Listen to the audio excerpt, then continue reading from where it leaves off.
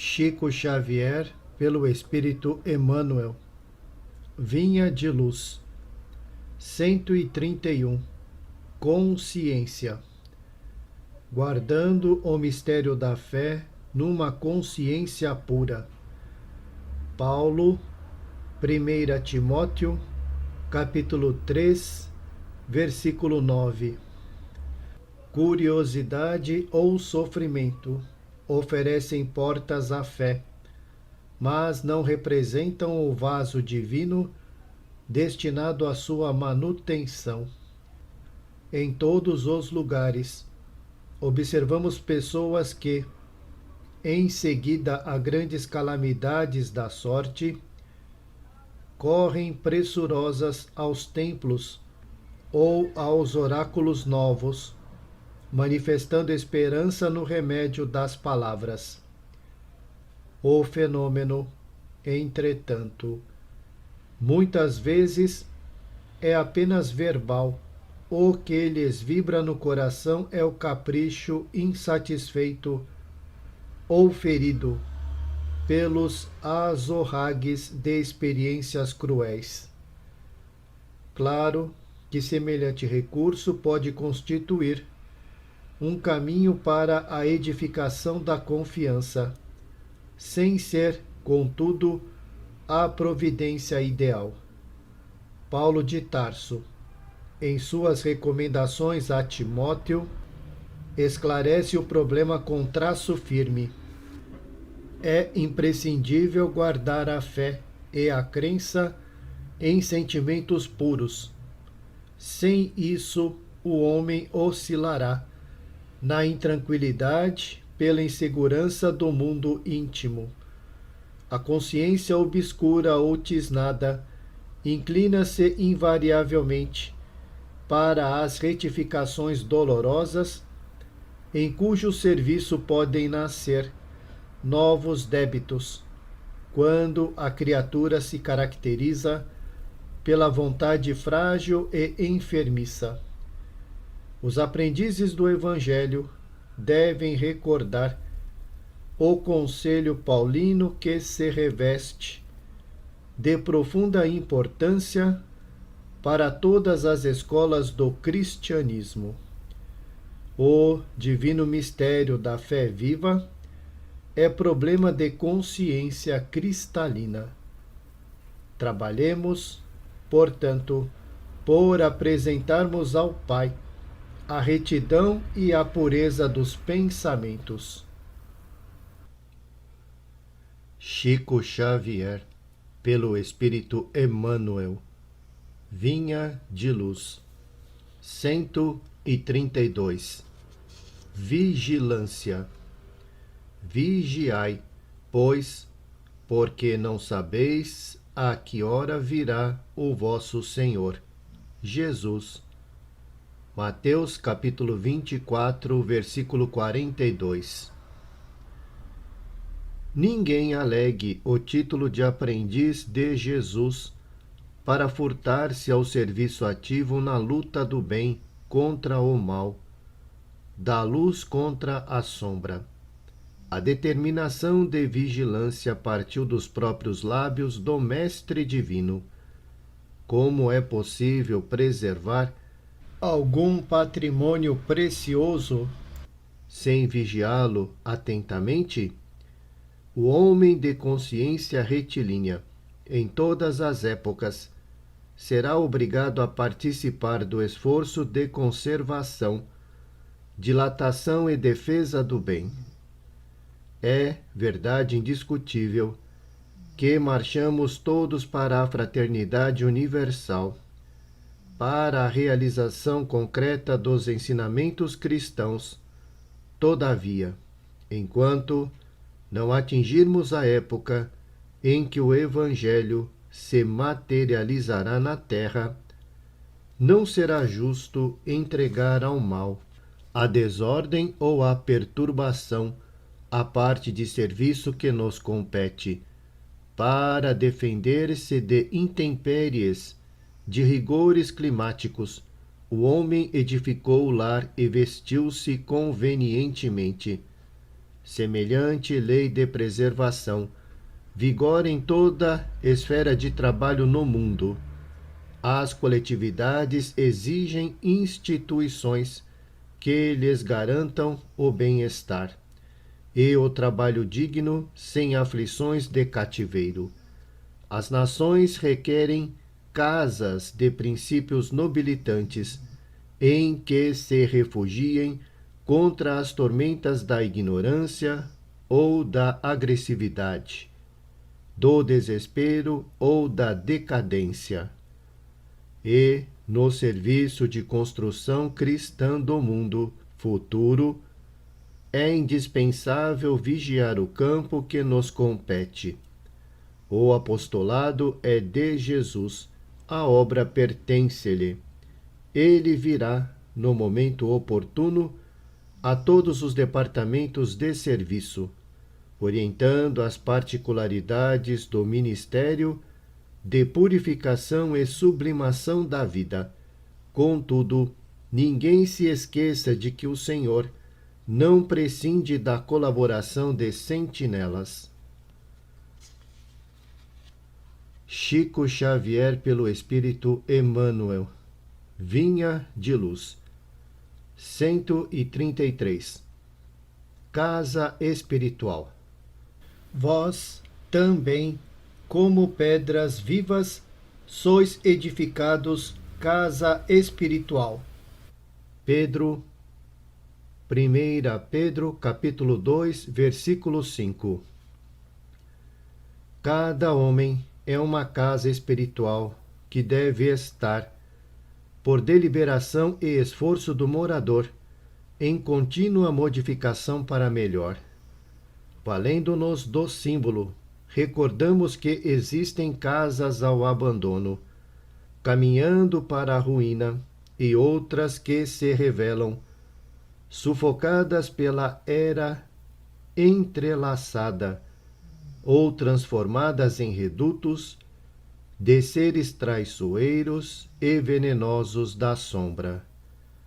Aparecem, de quando em quando, edificações relaxadas, cujos inquilinos jamais se animam a remover o lixo desprezível, e observam-se as moradias fantasiosas, que ostentam fachada soberba, com indisfarçável desorganização interior, tanto quanto as que se encontram penhoradas por hipotecas de grande vulto, sendo justo acrescentar que são raras as residências completamente livres, em constante renovação para melhor. O aprendiz do Evangelho precisa, pois, refletir nas palavras de Simão Pedro, porque a lição de Jesus não deve ser tomada apenas como carícia embaladora, e sim por material de construção e reconstrução da reforma integral da casa íntima. Muita vez é imprescindível que os alicerces de nosso santuário interior sejam abalados e renovados. Cristo não é somente uma figuração filosófica ou religiosa nos altiplanos do pensamento universal. É também o restaurador da casa espiritual dos homens. O cristão, sem reforma interna, dispõe apenas das plantas do serviço. O discípulo sincero, porém, é o trabalhador devotado, que atinge a luz do Senhor, não em benefício de Jesus, mas, sobretudo, em favor de si mesmo. Chico Xavier pelo Espírito Emmanuel. Vinha de Luz. 134. Alfaias. Naquele dia, quem estiver no telhado, tendo as suas alfaias em casa, não desça a tomá-las. Jesus. Lucas capítulo 17, versículo 31. a palavra do Mestre não deixa margem a hesitações. Naturalmente, todo aprendiz vive na organização que lhe é própria. Cada qual permanece em casa, isto é, na criação individual ou no campo de testemunho a que o Senhor o conduziu. Geralmente, porém, jamais está sozinho. Reduzido ou extenso, há sempre um séquito de afeições a acompanhá-lo. Muita vez, contudo, a companheira, o pai e o filho, não conseguem mover-se além das zonas inferiores da compreensão, quando o discípulo, pelos nobres esforços despendidos, se equilibra, vitorioso, na parte mais alta do entendimento. Chegados a semelhante situação, muitos trabalhadores aplicados experimentam dificuldades de vulto. Não sabem separar as alfaias de adorno dos vasos essenciais, as frivolidades dos deveres justos, e sofrem dolorosos abalos no coração. Indispensável se precatem contra esse perigo comum. Cumpra-se a obrigação sagrada. Atenda-se, antes de tudo, ao programa da vontade divina. Exemplifique-se a fraternidade e a tolerância, acendendo-se a lâmpada do esforço próprio, mas que se não prejudique o serviço divino da ascensão, por receio aos melindres pessoais e às convenções puramente exteriores. Um lar não vive simplesmente em razão das alfaias que o povoam transitoriamente, e sim pelos fundamentos espirituais que lhe construíram as bases. Um homem não será superior porque satisfaça a opiniões passageiras, mas sim porque sabe cumprir em tudo os desígnios de Deus. Chico Xavier, pelo Espírito Emmanuel. Vinha de Luz, 135. Pais. E vós, pais, não provoqueis a ira a vossos filhos, mas criai-os na doutrina e admoestação do Senhor. Paulo. Efésios capítulo 6, versículo 4.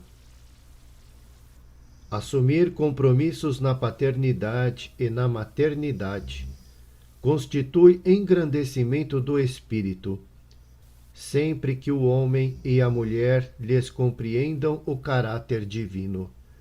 Infelizmente, o planeta ainda apresenta enorme percentagem de criaturas mal avisadas relativamente a esses sublimes atributos. Grande número de homens e mulheres procura prazeres envenenados nesse particular. Os que se localizam, contudo, na perseguição à fantasia ruinosa, vivem ainda longe das verdadeiras noções de humanidade e devem ser colocados à margem de qualquer apreciação. Urge reconhecer, aliás, que o Evangelho não fala aos embriões da espiritualidade, mas às inteligências e corações que já se mostram suscetíveis de receber-lhe o concurso. Os pais do mundo, admitidos às assembleias de Jesus, precisam compreender a complexidade e grandeza do trabalho que lhes assiste. É natural que se interessem pelo mundo, pelos acontecimentos vulgares. Todavia, é imprescindível não perder de vista que o lar é o mundo essencial, onde se deve atender aos desígnios divinos, no tocante aos serviços mais importantes que lhes foram conferidos. Os filhos são as obras preciosas que o Senhor lhes confia às mãos, solicitando-lhes cooperação amorosa e eficiente. Receber encargos desse teor é alcançar nobres títulos de confiança. Por isso, criar os filhinhos e aperfeiçoá-los não é serviço tão fácil.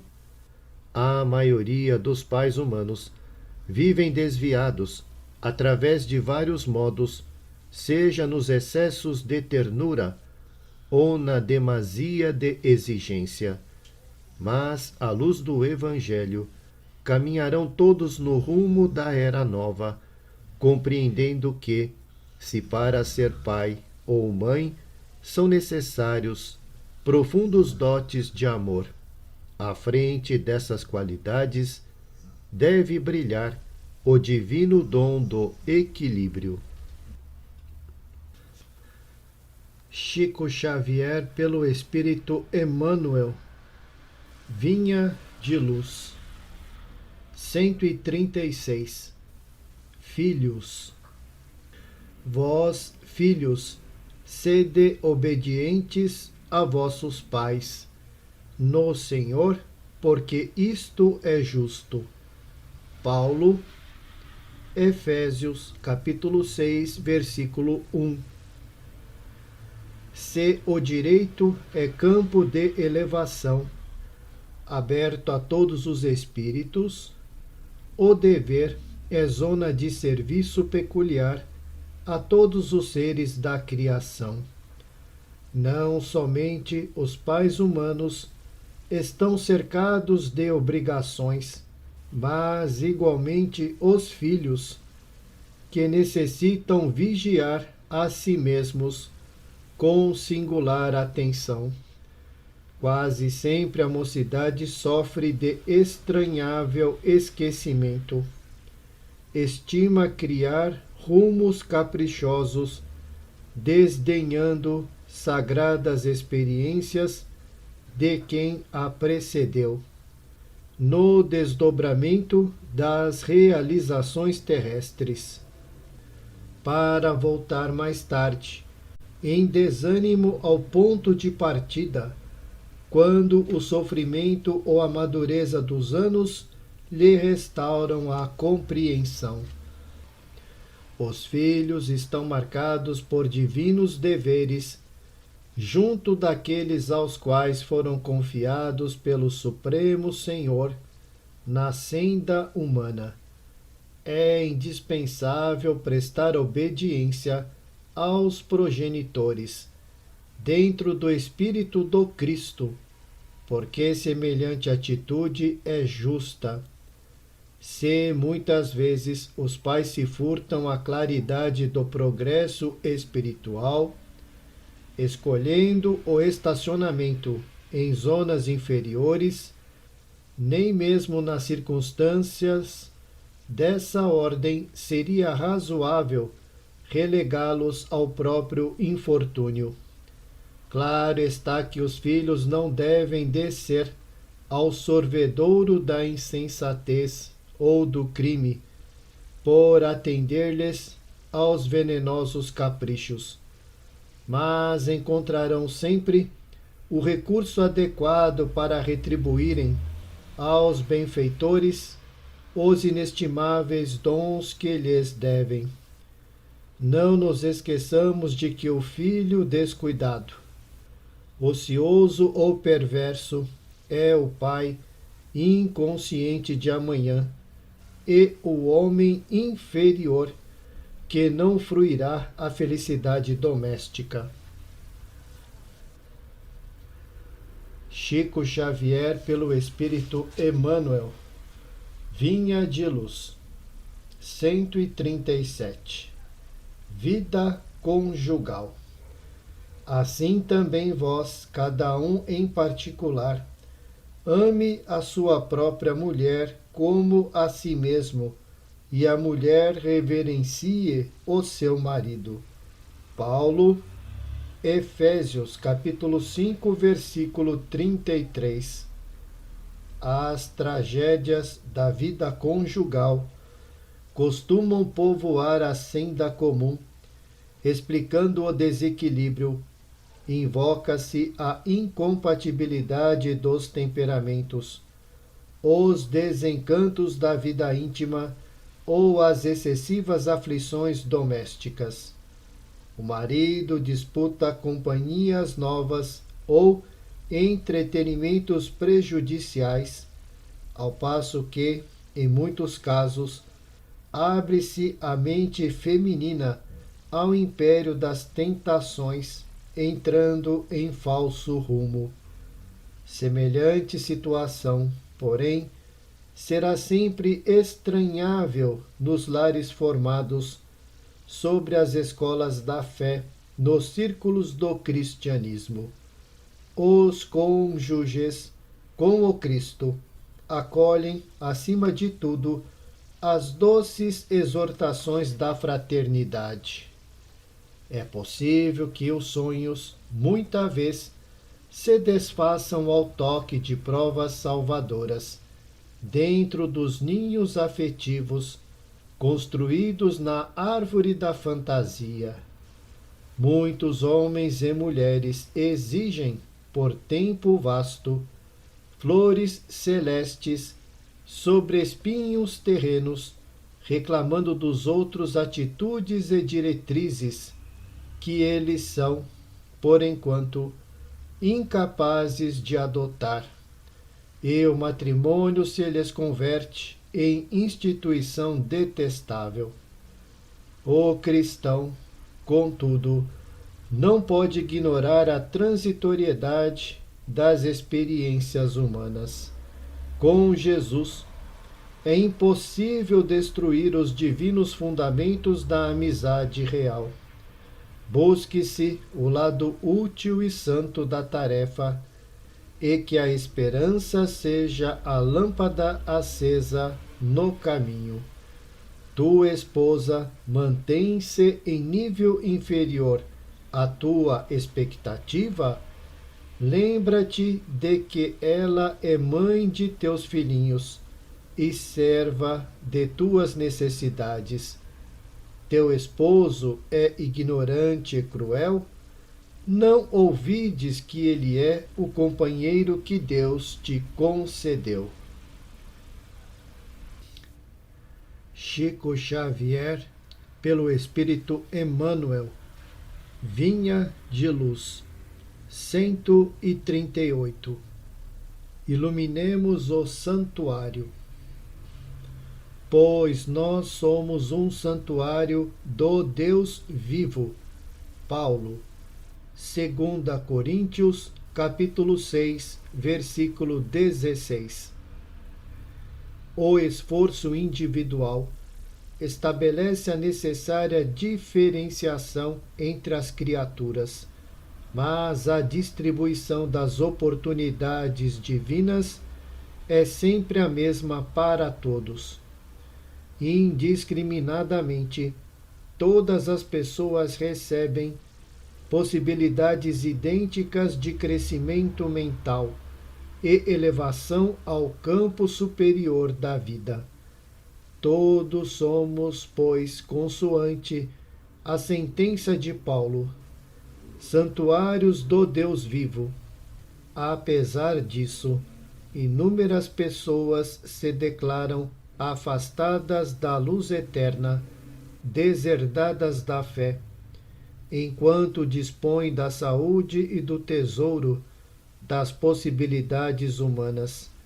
Fazem anedotário leve e irônico ao apagar das luzes terrestres, porém, inabilitados à movimentação no campo da fantasia, revoltam-se contra a divindade e precipitam-se em abismo de desespero.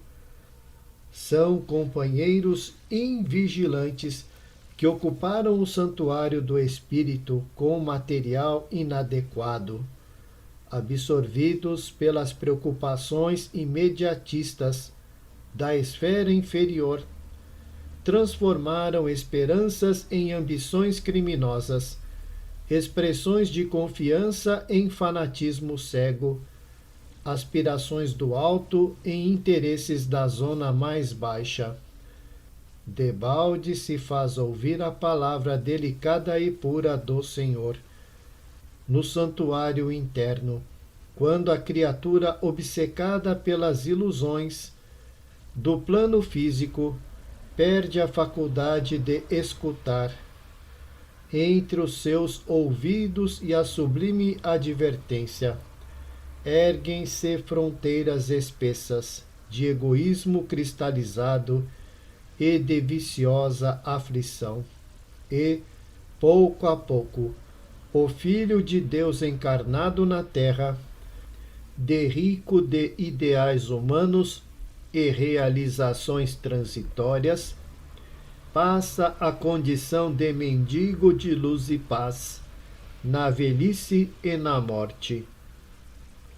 O Senhor continua ensinando e amando, orientando e dirigindo, mas, porque a surdez prossegue sempre, chegam a seu tempo as bombas renovadoras do sofrimento, convidando a mente desviada e obscura à descoberta dos valores que lhes são próprios, reintegrando-a no santuário de si mesma para o reencontro sublime com a divindade.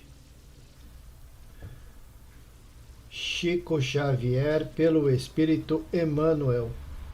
Vinha de Luz. 139. É a santificação. Santifica-os na verdade. Jesus, João, capítulo 17, versículo 17.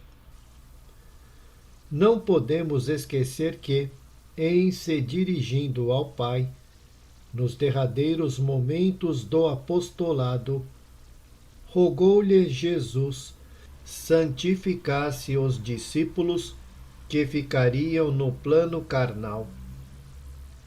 É significativo observar que o Mestre não pediu regalias e facilidades para os continuadores. Não recomendou ao Senhor Supremo situasse os amigos em palácios encantados do prazer, nem os ilhasse em privilégios particularistas. Ao invés disso, suplicou ao Pai para que os santificasse na condição humana. É compreensível, portanto, que os discípulos sinceros recebam da providência maior quinhão de elementos purificadores em trabalhos e testemunhos benéficos. Na terra, quase sempre, o dever e a responsabilidade parecem esmagá-los. No entanto, a palavra do Evangelho é bastante clara no terreno das conquistas eternas. Não nos referimos a recompensas banais de periferia. Destacamos o engrandecimento espiritual, a iluminação divina e a perfeição redentora, inacessíveis ainda ao entendimento comum. Em verdade, o Senhor anunciou sacrifícios e sofrimentos aos seguidores, acentuando, porém, que os não deixaria órfãos. Seriam convocados a interrogatórios humilhantes. Contudo, não lhes faltaria a sublime inspiração. Seriam atribulados, mas não angustiados, perseguidos, mas nunca desamparados. Receberiam golpes e decepções, mas não lhes seriam negados a esperança e o reconforto. Suportariam a incompreensão humana, todavia os desígnios superiores agiriam em favor deles. Sofreriam flagelações no mundo, No entanto, suas dores abasteceriam os celeiros da graça e da consolação para os aflitos. Muita vez participariam dos últimos lugares entre as criaturas terrestres para serem dos primeiros na cooperação com o divino trabalhador. Seriam detidos nos cárceres, mas disporiam da presença dos anjos sob cânticos de glorificação. Carregariam cicatrizes por sinais celestes, tolerariam sarcasmos em honroso serviço à verdade. Perseguidos e torturados, representariam as cartas palpitantes do Cristo à humanidade. Servos sofredores e humilhados no campo carnal, marchariam assinalados por luz imperecível.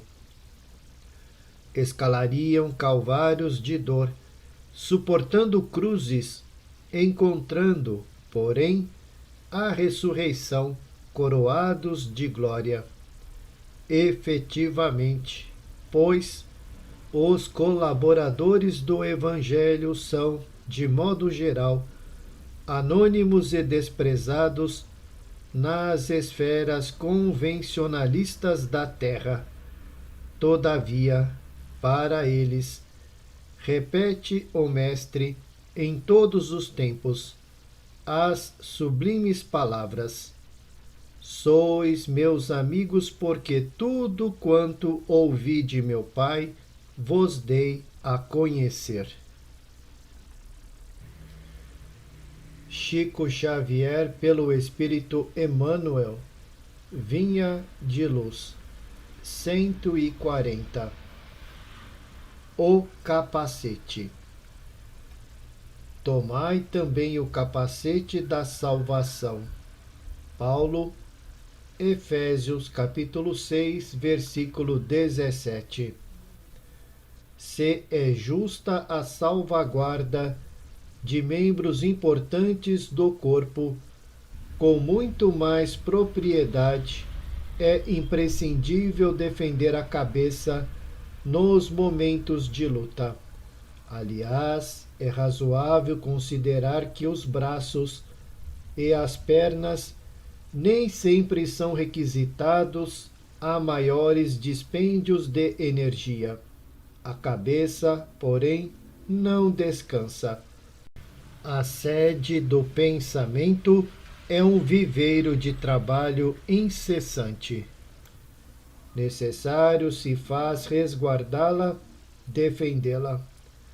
Nos movimentos bélicos, o soldado preserva-a através de recursos especiais.